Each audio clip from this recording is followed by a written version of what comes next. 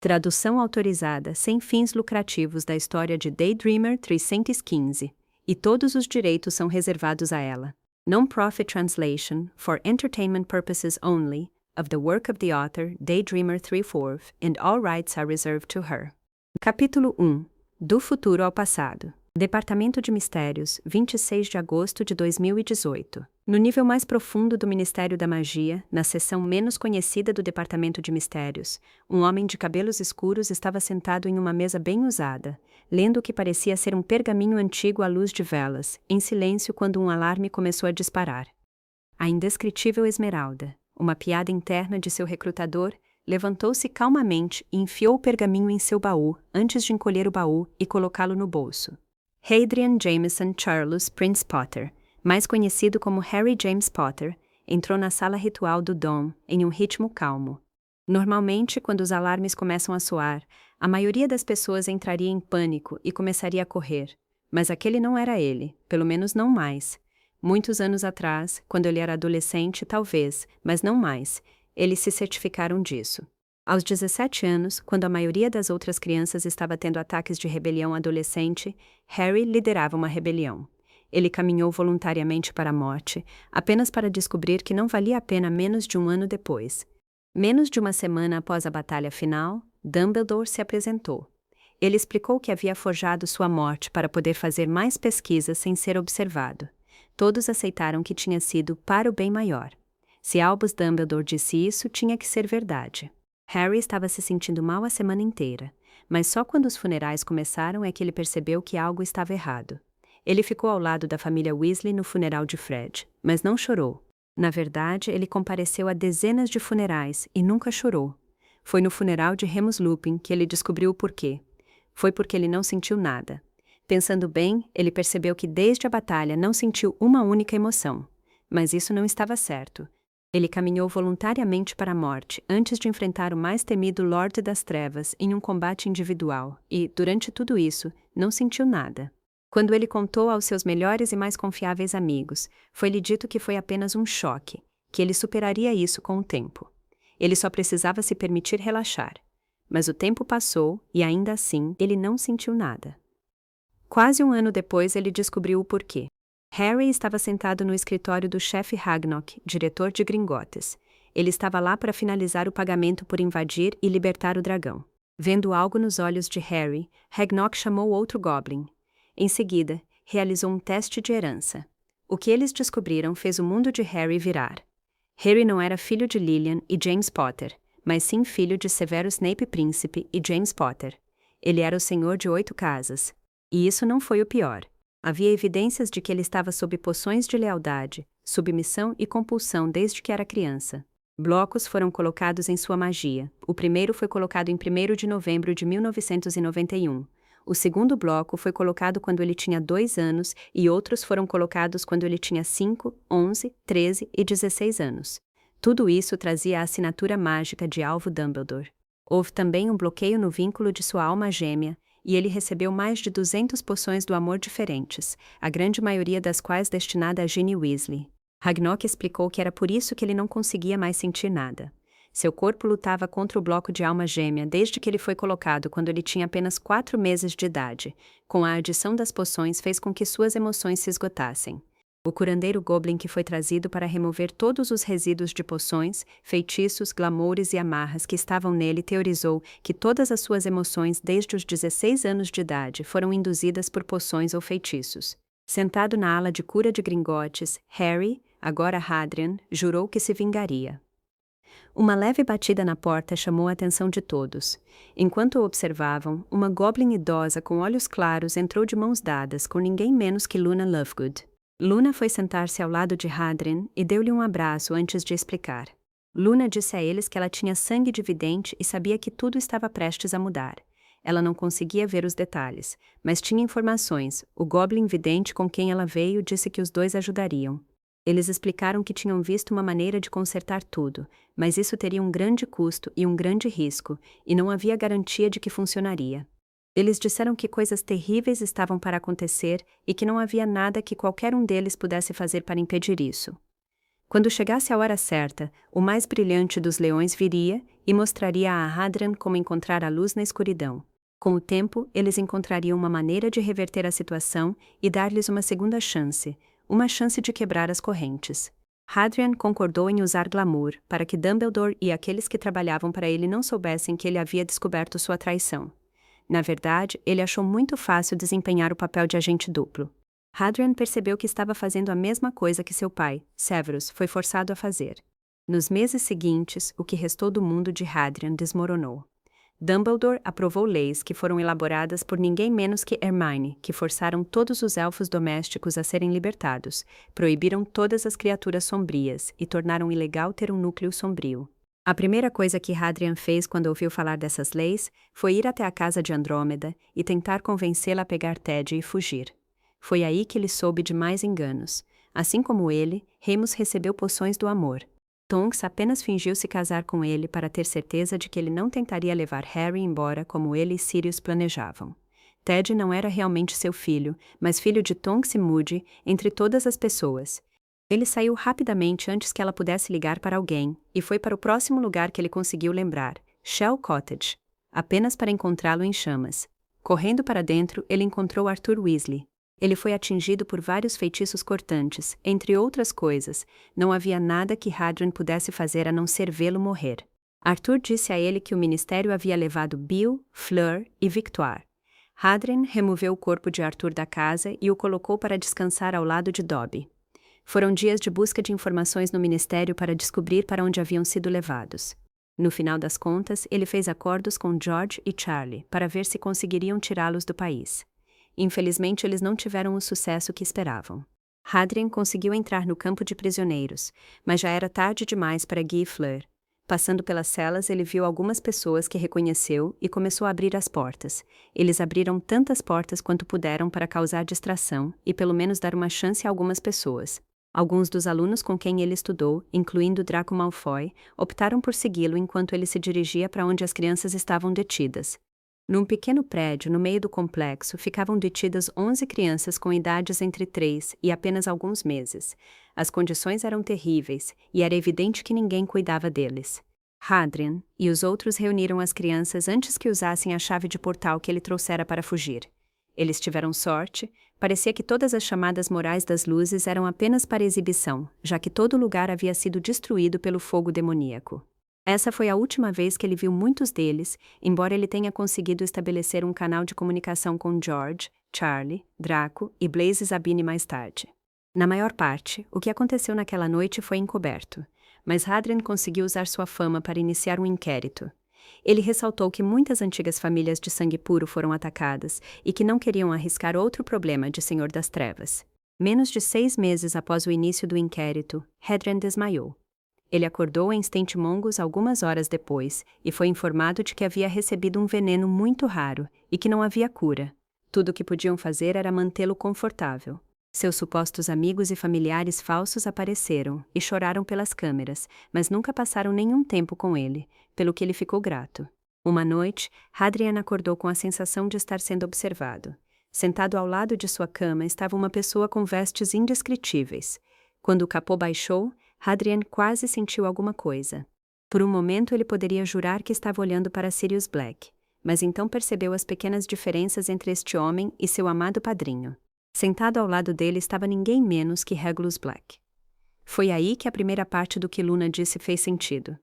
A estrela Regulus era a estrela mais brilhante da constelação de Leão. Regulus contou a Hadrian como, depois de mandar Monstro para casa com o medalhão, ele foi atacado pelos Inferi na água. Uma combinação da loucura da poção, do medo da morte e da magia acidental permitiu que ele aparatasse através das barreiras anti-aparição ao redor da caverna. Só que o esforço envolvido quase o matou. Na verdade, ele foi descoberto em coma em um hospital trouxa 8 anos depois por um inominável que o recrutou. Ele agora era conhecido apenas como Onyx Indizível, outra piada interna do Indizível. Ele disse a Hadrian que o Departamento Indizível poderia lhe oferecer uma cura para o veneno se ele estivesse disposto a trabalhar para eles. Naquela noite, Harry Potter morreu e a Esmeralda Indizível nasceu. Os Inomináveis vinham acompanhando as ações de Dumbledore desde que Voldemort iniciou sua ascensão. Eles viram um padrão no fato de que um segundo Lorde das Trevas estava ligado a Dumbledore. Pouco depois da morte de Harry, uma mulher contou uma história incrível. Ela alegou que seu marido era irmão ilegítimo de James Potter. Isso significava que seu filho de 4 anos era o herdeiro da fortuna Potter. Os Goblins aplicaram o teste de herança e provaram que o menino Brian era de fato um Potter. Eles foram proibidos por tratado de contar ao público nada além de que o menino era um Potter. Ragnok contou secretamente a verdade a Hadrian. O menino era filho de James Potter e Lily Evans. Depois de alguns meses investigando, Hadrian descobriu a verdade. Na verdade, Voldemort não matou ninguém naquela noite em Godric's Hollow, mas em vez disso matou golems. Lily Evans, com a ajuda de Dumbledore, colocou James Potter em coma mágico e o sequestrou dias antes do ataque. James foi mantido prisioneiro. Eles queriam que Lily desse à luz outro herdeiro Potter, para que, quando Harry morresse, como eles já haviam planejado, Lily pudesse se apresentar com uma identidade falsa e reivindicar as propriedades de Potter. Hadrian finalmente encontrou a cabana que havia sido a prisão de James na floresta, nos arredores de Godric's Hollow. Eles nem tiveram a decência de enterrar o corpo. O cadáver de James Potter ainda descansava em uma cama em um quarto trancado no porão. Uma autópsia realizada no Departamento de Mistérios mostrou que James permaneceu inconsciente o tempo todo. Eles lhe deram poções para ajudar Lily a engravidar. Demorou tanto tempo porque James era um portador natural. Isso significava que ele foi capaz de engravidar magicamente e ter um filho, mas era incrivelmente difícil para ele engravidar alguém. Com o passar dos anos, os indescritíveis descobriram que Dumbledore trabalhava em estreita colaboração com Grindelwald. Um dos inomináveis conseguiu até entrar em Nurmengard para interrogá-lo. Grindelwald explicou que eles planejavam jogar os dois lados do tabuleiro de xadrez. Ele seria negro e Dumbledore seria branco. Eles usariam um ao outro para se livrar de qualquer pessoa que não considerassem digna e, no final, iriam comprometer-se e reconciliar-se para tornar seu mundo um lugar melhor. No final das contas, Dumbledore o traiu quando Grindelwald estava ficando poderoso. Dumbledore o convidou para uma reunião estratégica e atacou sem avisar, pegando a varinha mais velha no processo, antes de trancá-lo na prisão que construíram juntos. Dumbledore então se apresentou como o herói, e não como o vilão que era. Poucas horas após a derrota final de Voldemort por Hadrian, os indescritíveis haviam entrado em sua mansão. Eles encontraram todo tipo de coisas. O mais interessante deles foi o livro sobre como criar Horcrux. O livro ainda continha resíduos de compulsões lançadas 50 anos antes, o que significa que as compulsões eram incrivelmente fortes. Cada vez que Voldemort tocava no livro, ele se sentia compelido a fazer outro Horcrux. Horcrux não apenas dividiam a alma, elas dividiam a mente. Foi por isso que Voldemort enlouqueceu. Nos anos seguintes, após a morte de Harry Potter, as coisas foram de mal a pior. A libertação dos elfos domésticos fez com que eles quase se extinguissem na Grã-Bretanha bruxa. Os elfos domésticos precisam da conexão com o mago para fornecer e regular sua magia. Sem essa conexão, a magia dos elfos domésticos enlouquece e acaba matando-os. A única razão pela qual eles não foram completamente extintos foi porque algumas pessoas, que realmente entendiam a relação simbiótica entre bruxos e elfos, os esconderam e os mantiveram presos a si mesmos, incluindo todos os indizíveis. O próximo a desaparecer foram as criaturas mágicas. As criaturas mágicas não diferenciam entre claro e escuro. Eles também geralmente não têm os mesmos problemas de ódio que os humanos. Lobisomens e vampiros podem não ter os melhores relacionamentos, mas se tiverem a escolha entre ajudar uns aos outros ou ficar do lado dos bruxos que perseguiram ambos, eles nunca escolherão os bruxos. Assim que as criaturas mágicas viram seus irmãos mágicos sendo presos e exterminados, eles se voltaram contra os magos. Uma vez que todos os diferentes tipos de criaturas mágicas começaram a se voltar contra os bruxos, o Ministério, sob a influência contínua de Dumbledore e seus seguidores, decidiu fazer de todas as criaturas mágicas um alvo. O resto do mundo mágico só pôde assistir com horror e confusão enquanto o Ministério da Magia britânico legalizava a caça de tudo, desde basiliscos, unicórnios e até fênix. Como as fênix não podem ser realmente mortas, Fawkes ficou preso em uma gaiola que de alguma forma foi enfeitiçada para prendê-lo. Ele não ficou lá por muito tempo, assim que Hadrian e os outros indescritíveis souberam de seu destino, e do destino de outra fênix na Grã-Bretanha, eles invadiram Hogwarts, onde estavam detidos, e os resgataram. Fawkes, por sua vez, foi descoberto sob uma antiga maldição mágica que o forçou a fazer o que Dumbledore queria. Ele foi mantido na jaula até que conseguissem encontrar um ritual que pudesse libertá-lo. Depois de ser libertado, Fawkes optou por ficar principalmente no Dom e ajudar os indizíveis. Os bruxos e bruxas comuns, a essa altura, começaram a se afastar do bem maior de Dumbledore. O desconforto se transformou em fúria quando o ministério lhes custou o ouro. De repente, o público se importou, mas já era tarde demais para salvá-los, pois não se preocuparam em ajudar mais ninguém e, portanto, não tinham aliados. O acontecimento que causou indignação foi quando o ministério atacou Gringotts com dementadores. O ministério usou seu controle sobre os dementadores para forçá-los a entrar no banco antes de fechar as portas. Eles esperavam que os dementadores acabassem com os goblins. Mas eles estavam errados. Era verdade que um grande número de goblins morreu no ataque inicial, mas os goblins conhecem o segredo dos dementadores, sua origem. Muitas pessoas sabiam que os obscuros estavam entre as coisas mais perigosas que existem, mas também pensavam que eram raros. Essa não era a verdade. Era raro que eles se formassem completamente. Quando criança, Hadrian pensava que era o único aluno de Hogwarts que sofria abusos. Ele estava errado. O abuso de crianças mágicas por seus parentes trouxas era na verdade mais comum do que eles imaginavam. A maioria dos casos eram apenas menores, mas existiam casos mais graves. Era ainda mais comum no passado. Todos sabiam que crianças gravemente abusadas poderiam tornar-se obscuras, mas eles nunca consideraram o que aconteceria se morressem antes de se manifestarem. A maioria das crianças que são abusadas com severidade suficiente para iniciar o processo de se tornarem obscuros não sobrevivem. Quando uma criança assim morre, a magia obscura ligada à sua alma não permite que ela siga em frente. Em vez disso, eles se tornam dementadores.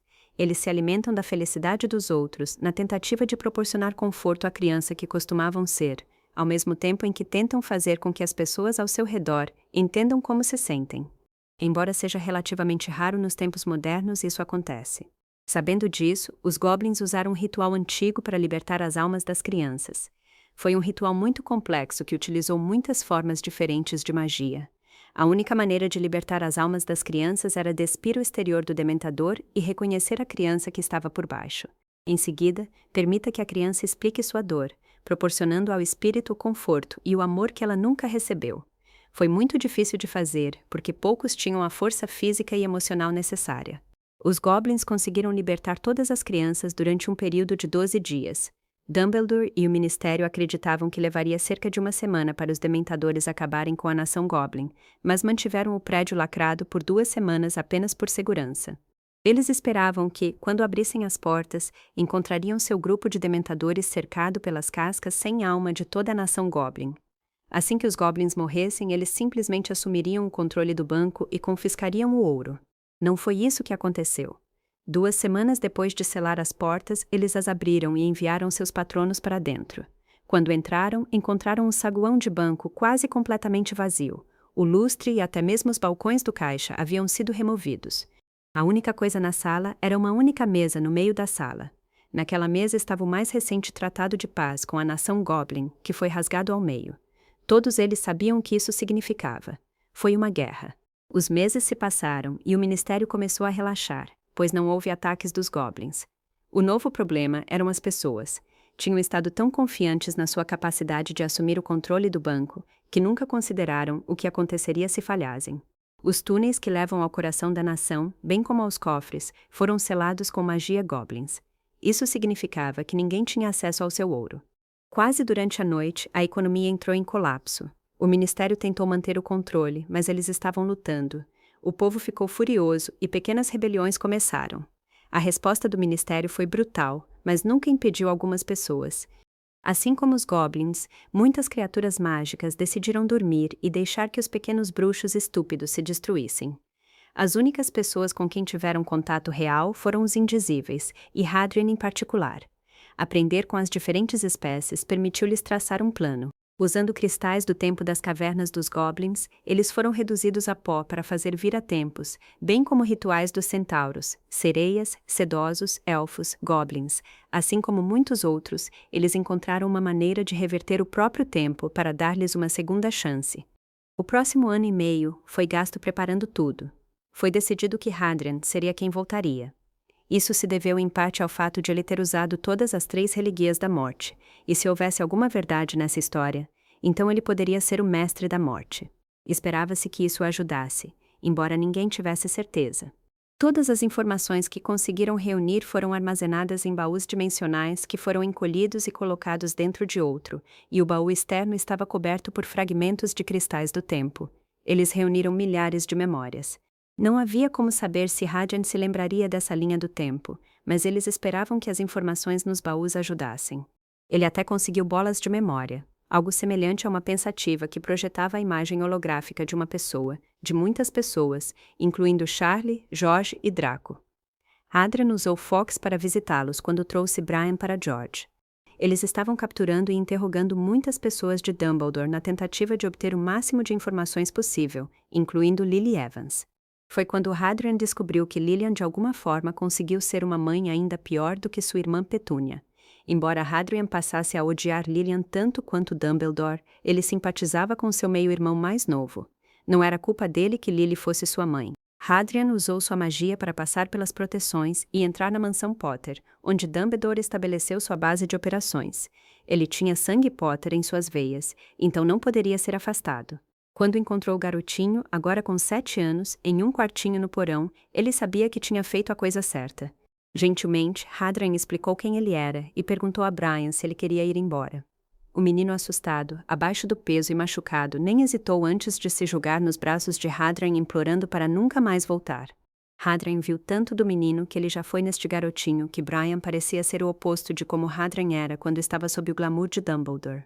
Os glamoures o fizeram parecer exatamente com James com os olhos de Lily, mas Brian era o oposto. Seu cabelo e rosto pareciam os de Lily, mas ele tinha os olhos castanhos de seu pai.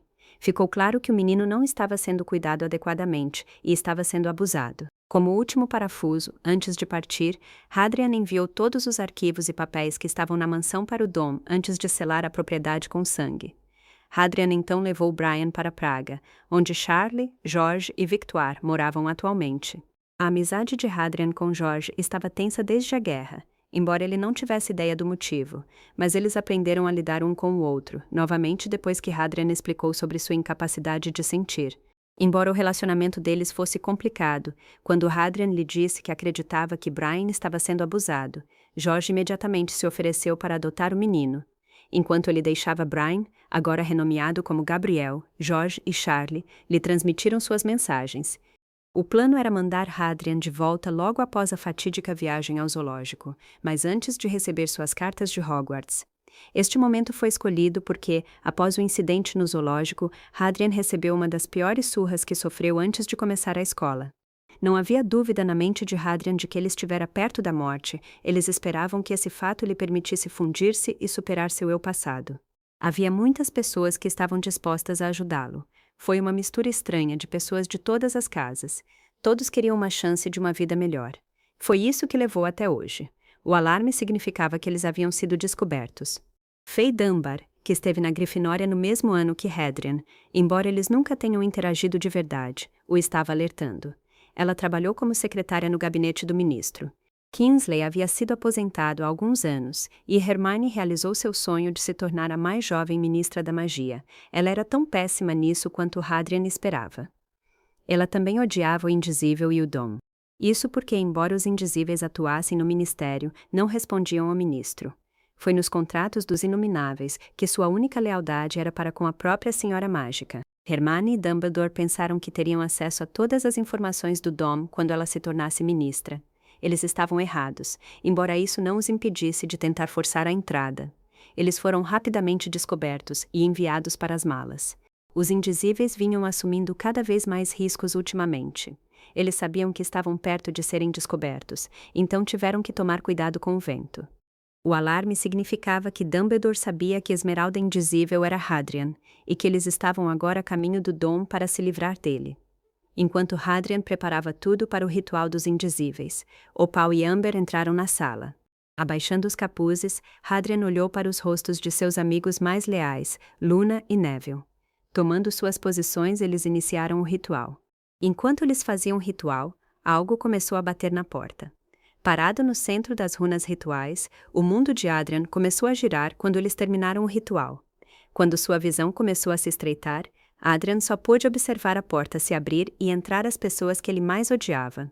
Dumbledore, Hermione, Ron, Molly e Lily entraram na sala lançando palavrões. Hadrian observou Luna e Neville caírem. Então o próprio Dumbledore lançou a maldição da morte em Hadrian no momento em que o mundo escureceu. O universo de bolso, sem tempo. Sentado em uma dimensão distante, magia, destino, morte e tempo estavam em profunda discussão. Eles estavam tentando descobrir o que fazer. Eles deveriam deixar Hadrian voltar, ou deveriam detê-lo. A magia queria permitir a Hadrian sua segunda chance, pois ela sentia que havia sido enganada por sua irmã o Destino.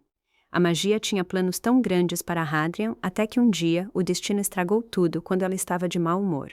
Destino não tinha certeza. Ela achou que seria divertido ver Hadrian crescer novamente. Aquele menino certamente sabia como se meter em situações interessantes.